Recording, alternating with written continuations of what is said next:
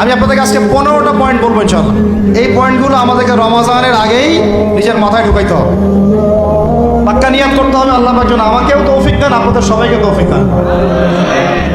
রমজানের প্রস্তুতি নাম্বার 1, আমার সাথে বলেন, রমজানের প্রস্তুতি নাম্বার 1 হচ্ছে যত দুনিয়াবি কাজ আছে সেই কাজগুলোকে কমিয়ে ফেলবো। দুনিয়াবি কাজগুলো কি করবো, মানে দুনিয়াবি যত কাজ, যত ব্যস্ততা যা আছে এগুলোকে কমায় নিয়ে আসবো, যাতে রমজান মাসে আমাকে বেশি বাইরে দুনিয়াবি প্রয়োজনে বাইরে বের হইতে না হয়, বেশি ব্যস্ততা আমাকে দুনিয়ার জন্য না করতে হয়। মনে করেন যে আপনি চাইলে এখন যদি সামর্থ্য থাকে রমাদান এবং ঈদের বাজার করে রাখতে পারেন, কারণ লাইলাতুল কদর নষ্ট করে ঈদের বাজার, আর রমজানের অনেক রুহানিয়াত নষ্ট করে দেয় দুনিয়াবি বাজার ঘাট, তাই না? সবার সামর্থ্য হয় না, সবার সামর্থ্য হয় না, কিন্তু বড় বড় যে বিষয়গুলো আছে, বড় বড় খাবার, মৌলিক খাবার, এগুলো আপনি 2 মাসের জন্য বাসায় রাখতে পারেন যদি সামর্থ্য থাকে। সামর্থ্য নাই তাহলে সেটা আলাদা বিষয়। মোট কথা এটা শুধু একটা বিষয় বোঝাচ্ছি না, দুনিয়াবি যত ব্যস্ততা এগুলোকে কমায় রমাজানের জন্য প্রিপারেশন নিতে হবে। আল্লাহ পাক আমাদেরকে সবাইকে রমাদানের জন্য প্রিপারেশন নেওয়ার তৌফিক দান করেন। এটা হলো মনস্তাত্ত্বিক প্রিপারেশন, যে রমাদান আসতেছে, আমি শাবান মাসেই আমি আমার কাজগুলো গোছাই নিব যাতে রমজানে আমি ফারেক থাকি ইবাদতের জন্য। বুদ্ধিমানের কাজ না এটা? আল্লাহ পাক তৌফিক দান করেন। 2 নম্বর হচ্ছে ভাই, রমজানের আমরা সবাই 30টা সওম রাখবো বলে নিয়াত করি, আল্লাহ পাক তৌফিক দান করেন, আমিন। কিন্তু এখানে একটা কথা, 2 নম্বরটা হচ্ছে রোজা রাখার মতো রোজা রাখতে হবে। কি বললাম বলেন? রোজা রাখার মতো রাখতে হবে।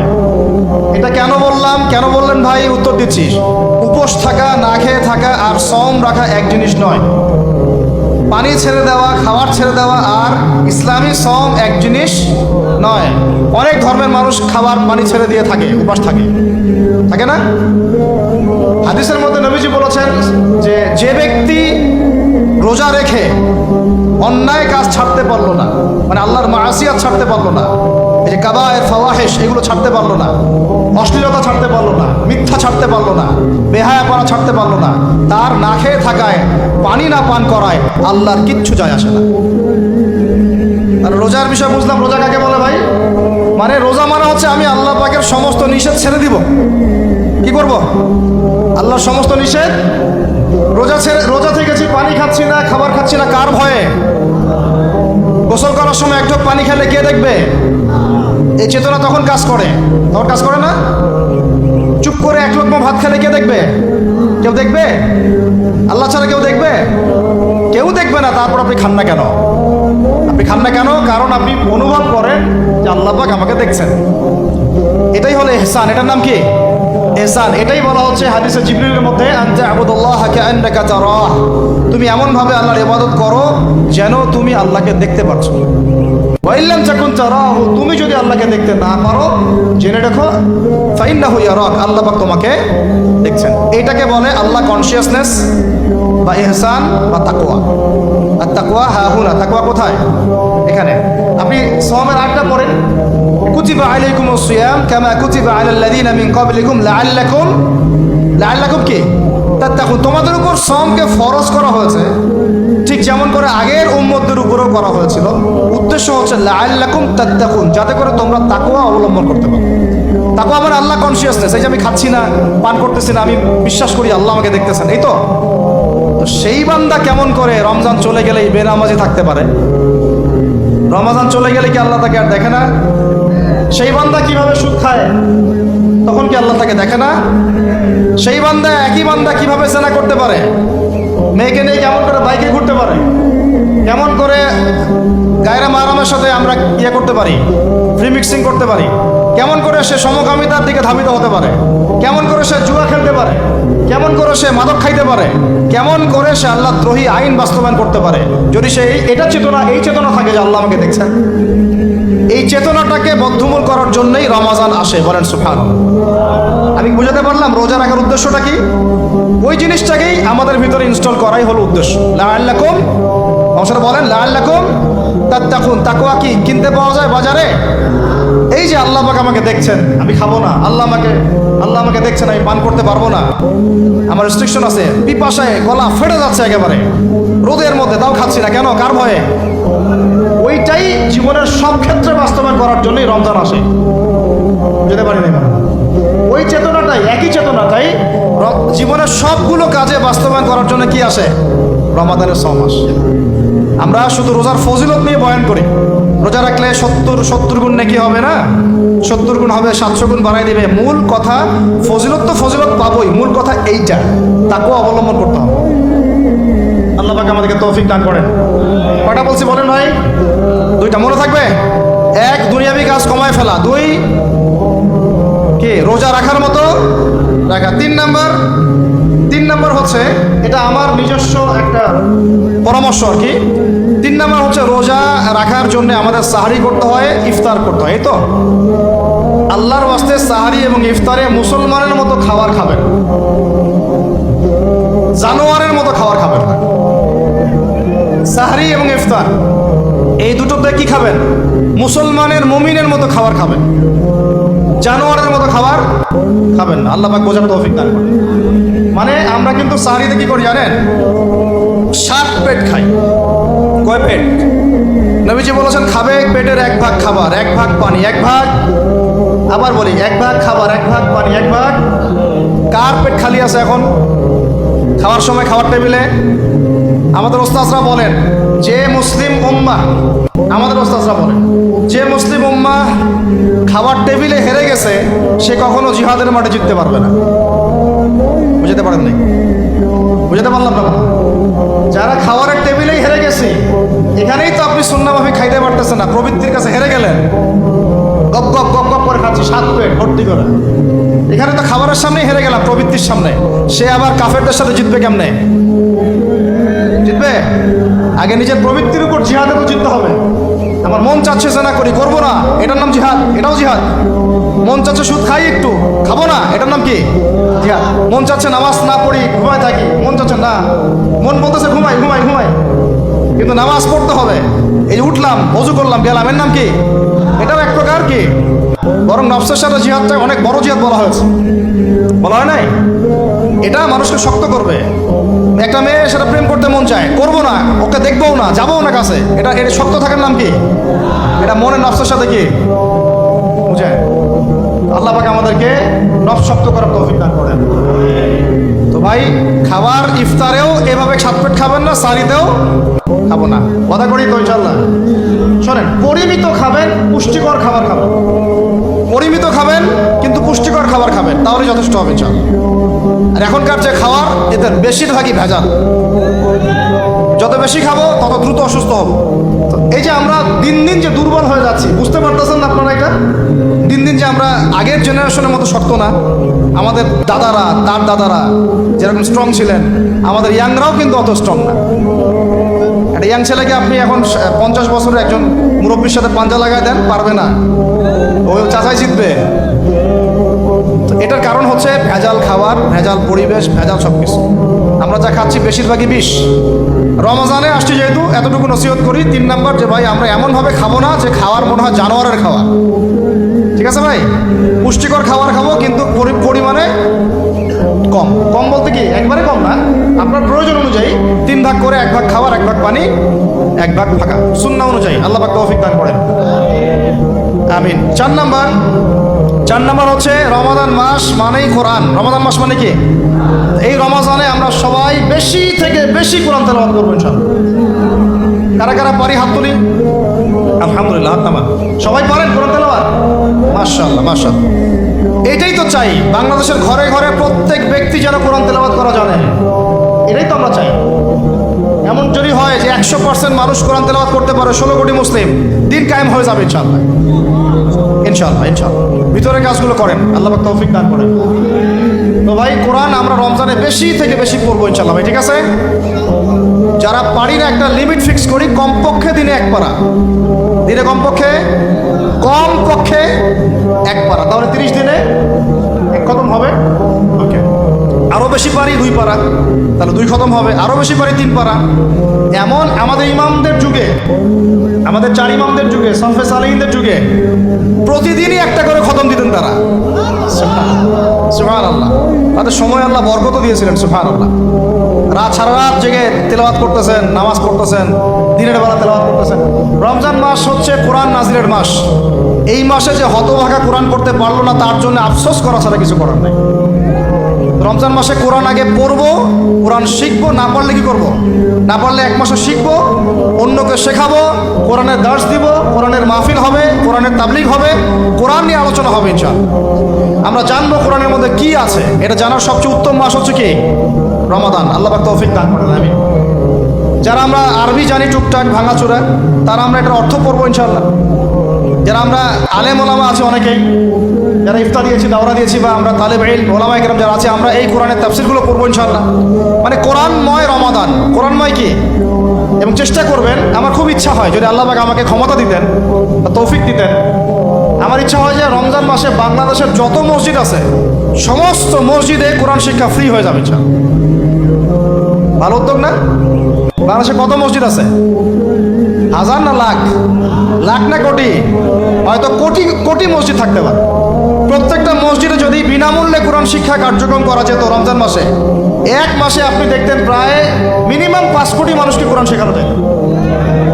তাও হাতে কলমে, তাও কি হাতে কলমে। বই দেওয়া হতো ফ্রি, আর ওই যারা টিচার ক্লাস নেবে ওদেরকে বেতন দিব, ভাতা দিব সরকার থেকে। দেওয়া যায় না? দেওয়া যায় না? আচ্ছা, যদি গভর্নমেন্ট নাও দেয়, আপনারা জাকাত থেকে দিতে পারেন, সদকা থেকে দিতে পারেন, পারেন না? নিজেদের পকেট থেকে দিতে পারেন, নিজের ব্যবসা থেকে দিতে পারেন, এলাকা ভিত্তিক দিতে পারেন। কত উৎস আছে না? যদি এভাবে প্রত্যেকটা মসজিদ থেকে কোরআন শিক্ষা কার্যক্রম চালু করা হয় রমজান মাসে, আমরা দোয়া করি আল্লাহ পাক যেন এই কথাটা পৌঁছে দেন উপরের লেভেলে, এবং তারা উদ্যোগ নেয়। জানি না উদ্যোগ নেবে কিনা, আমাদের দায়িত্ব পৌঁছে দিলাম। তো অ্যাটলিস্ট যদি সবগুলো মসজিদ নাও হয়, প্রত্যেকটা এলাকায় যদি একটা করে মসজিদও হয়, তবুও দেখবেন কয়েক কোটি মানুষকে কোরআন শেখানো যাবে ইনশাআল্লাহ। কোরআন ছাড়া এই জাতিকে আপনি ফিরাতে পারবেন না। কোরআন ছাড়া এই যুবকদেরকে মাদক থেকে ফেরানো যাবে না। কোরআন ছাড়া এই যুবকদেরকে জেনা থেকে ফেরানো যাবে না। এই টিকটক প্রজন্ম হয়ে এরা নষ্ট হয়ে গেছে, শেষ হয়ে গেছে। বাংলাদেশে আশঙ্কাজনক হারে এখন সমকামিতা বাড়তেছে। আশঙ্কাজনক হারে এখন জেনা, ব্যভিচার, পরকীয়া এগুলো বেড়ে গেছে। মাদক দ্রব্যের কি ছয়লা, এই যে গুন্ডামি, মাস্তানি, ছিনতাই কারা করতেছে? যারা ইয়াং ছেলে পেলে এরা করতেছে। এদেরকে ফিরাইতে হইলে কোরআন ছাড়া কোনো গতি নাই। আইয়ামে জাহেলিয়াতের সেই মানুষগুলো কোরআনের আলোয় শ্রেষ্ঠ মানুষে পরিণত হয়েছে। কথা বুঝতে পারেন নাই? আইয়ামে জাহেলিয়াতের সেই মানুষগুলা যারা একসময় নিজের মেয়েকে দাফন করেছিল জীবন্ত। ইন্না লিল্লাহি ওয়া ইন্না ইলাইহি রাজিউন। চিন্তা করা যায়? আপনি আপনার মেয়েকে দাফন করতে পারবেন জীবন্ত? পারবেন? বলেন। এরকম মানুষ যারা এই কাজ করেছিল, তারা কোরআনের সংস্পর্শে এসে সোনার মানুষে পরিণত হয়েছে। এই কিতাব আল্লাহ পাক নাজিল করেছেন ওই ঘরের উপরে উঠিয়ে রাখার জন্য না, মাঝে মাঝে বের করবো, ধুলা মুছবো, চুমু খাবো, রেখে দিব, এই জন্য না। বাবা মারা গেছে, খুললাম, পড়লাম, সব বক্সায় দিলাম, এই জন্যে না। শুধু এই কিতাব আল্লাহ পাক নাজিল করেছেন যারা আমরা হৃদয়ে ধারণ করি। কোথায় ধারণ করি? হৃদয়ে ধারণ করবো তো তখনই যখন আমি বেশি তেলাওয়াত করবো, বেশি বেশি পড়বো, সবাইকে পড়াবো, শেখাবো। আল্লাহ পাক আমাদের সবাইকে কোরআনের বিপ্লব ঘটানোর তৌফিক দান করেন, আমিন। তো প্রিয় ভাইরা, 4 নম্বর কাজ, কোরআন শিখবো, পড়বো, শেখাবো, দার্স দিব। কোরআনের একদম বিপ্লব রমজান মাসে ইনশাআল্লাহ কোরআনময় রমাদান হবে ইনশাআল্লাহ। রমজান মাসে অন্য কোনো বইও পড়ার দরকার নেই প্রয়োজনে। কোরআন পড়েন, হাদিস পড়েন, আর কোরআন পড়েন। কোরআন এবং হাদিস, অন্য কোনো বই, বিষয়ভিত্তিক বই পড়ার দরকার নেই। আর অ্যাটলিস্ট 1 মাস আপনি না পড়েন। এরপরে আসি 5 নাম্বার। একটু বড় হয়ে যাচ্ছে যদিও, আমি সংক্ষিপ্ত করে বোঝাচ্ছি, শোনেন। 5 নাম্বার হচ্ছে রমাদান মাসে, একটু ধৈর্য ধরেন। রমাদান মাসে আমরা ফরজ ইবাদতগুলোকে সর্বোচ্চ গুরুত্ব দিব ইনশাআল্লাহ। যেমন সবার আগে কি? সালাত। এই একটাই বল, সালাত। সালাত নাই, ইসলাম নাই। সালাত নাই, সে ব্যক্তি মুসলিম না। সোজা কথা শোনেন, সালাত অস্বীকার করে সে ব্যক্তি মুসলিম না। নবীজি বলছেন, মান তারাকা সালাতান মুতাআম্মিদান ফাকাদ কাফারা। কেউ যদি ইচ্ছা করে সালাতকে অস্বীকার করে, ছেড়ে দেয়, সে ব্যক্তি কি হয়? কাফারা, কুফরি করে। সালাত না পড়ার কারণে ইমামগণ বলেছেন তাকে মুসলমানদের কবরস্থানে দাফনও করবে না। কোন ইমাম বলেছেন তাকে জানাজাও দিবা না। কোন ইমাম বলেছেন তাকে জেলখানায় বন্দি করে রাখবা। কোন ইমাম বলেছেন তাকে মৃত্যুদণ্ডের শাস্তি দিবা। আমি এমনি বলতেছি না, ইমামদের কলগুলো পড়ে দেখেন। নামাজ না পড়াটা যেমন তেমন পাপ না তো, ইচ্ছা হইলে পড়লাম ইচ্ছা হইলে পড়লাম না, এমন না। যারা নামাজি তারাও যদি নামাজে সচেতন না হয় তাদের জন্যও শাস্তি আছে। নাউযুবিল্লাহ। ফাওয়াইলুল লিল মুসাল্লিন আল্লাযীনা হুম আন সালাতিহিম সাহুন আল্লাযীনা হুম ইউরাউনা ওয়া ইয়ামনাউনাল মাউন। এখানে বলা হচ্ছে মুসল্লিদের জন্য দুর্ভোগ, যে মুসল্লিরা নামাজ সম্পর্কে গাফেল উদাসীন। আবার যারা মানুষকে দেখানোর জন্য নামাজ পড়ে এবং এই যে ছোটখাটো সাহায্য করতে অস্বীকৃতি জানায়, সূরা মাউন পড়েন।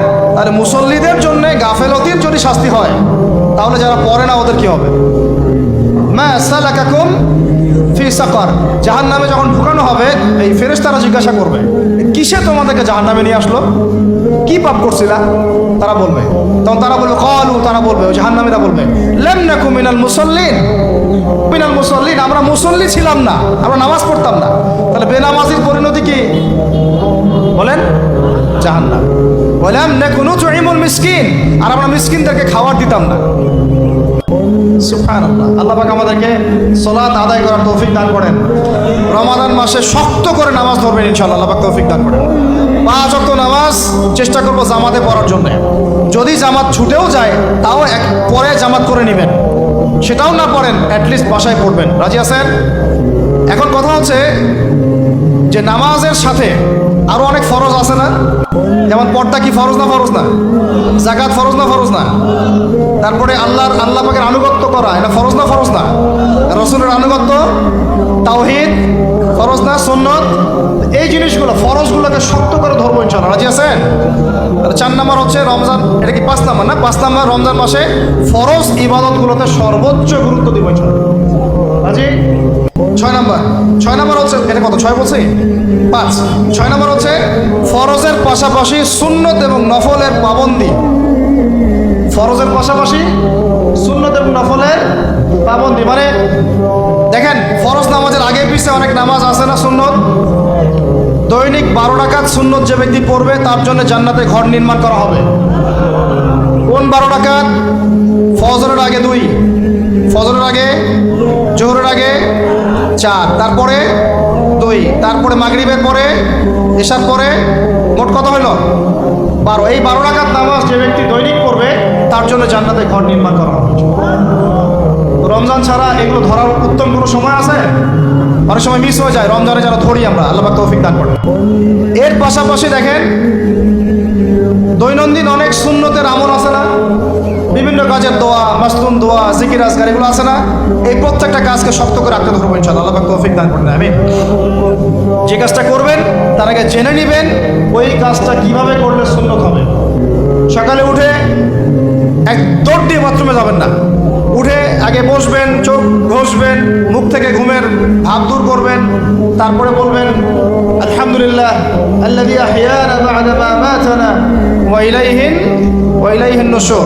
তারপরে আপনি যাবেন আস্তে আস্তে বাথরুমে, বাম পা দিয়ে ঢুকলেন, ইস্তেঞ্জা করলেন, ডান পা দিয়ে বের হবেন। ঢোকার সময় দোয়া আছে, আল্লাহুম্মা ইন্নী আউযু বিকা মিনাল খুবসি ওয়াল খাবাইস। বের হওয়ার সময় আলহামদুলিল্লাহ আল্লাযী আযহাবা আনিল আযান ওয়া আফানি গুফরানাকা, দোয়া আছে।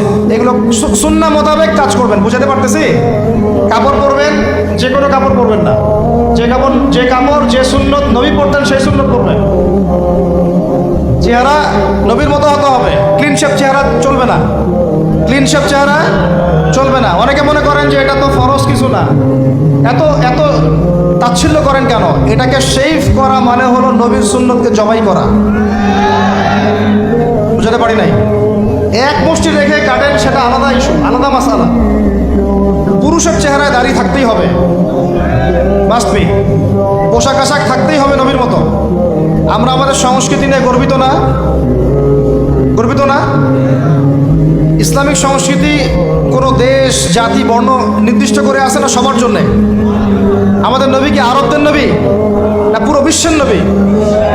তাহলে আমাদের নবীর সুন্নত কি শুধু আরবরা পালন করবেন, আমরা সবাই করব?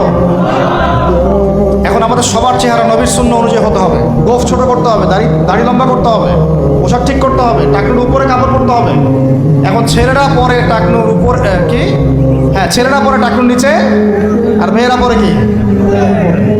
এরপরে বসে ছেলের সাথে বাইকে, দেখবেন হাঁটু পর্যন্ত দেখা যায়। বিষয়টা এমন না এখন? হুজুর আপনারাও দেখেন না? আমরা দেখি না, আপনারা দেখান। আমরা কি করি না? আমরা দেখি না, বরং আপনারা দেখান। দেখালে আমরা চোখটা সরাই বলি আউযু বিল্লাহি মিনাশ শাইতানির রাজিম। চোখে বললে আমরা কি বলি? আউযু বিল্লাহি মিনাশ শাইতানির রাজিম। এখন আসেন, আমাদের পোশাক আশাক, কথাবার্তা, চলাফেরা, আমল, খাওয়া, ঘুম, ব্যবসা বাণিজ্য যা আছে, রাজনীতি, অর্থনীতি, সমাজনীতি, সব কিছু নবীর সুন্নাহ মাফিক ঢেলে সাজাইতে হবে। রাজি কিনা? রমজান মাসে এটা নিয়াত করা যাবে ইনশাআল্লাহ? ইনশাআল্লাহ, আল্লাহ পাক তৌফিক দান করেন, আমিন। 7 নম্বর আসেন ভাই, 7 নম্বর হচ্ছে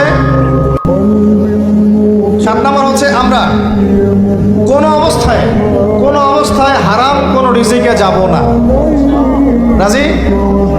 রোজা রাখতেছেন, ইবাদত করতেছেন, নামাজ পড়তেছেন, তারাবি করবেন, অনেক কিছু করবেন, এবার এদিকে রিজিকে সুদ, এদিকে রিজিকে ঘুষ, রিজিকে এখানে দুর্নীতি, এখানে করাপশন, এখানে মাপে কম দেওয়া, একটা ইবাদতও কবুল হবে না।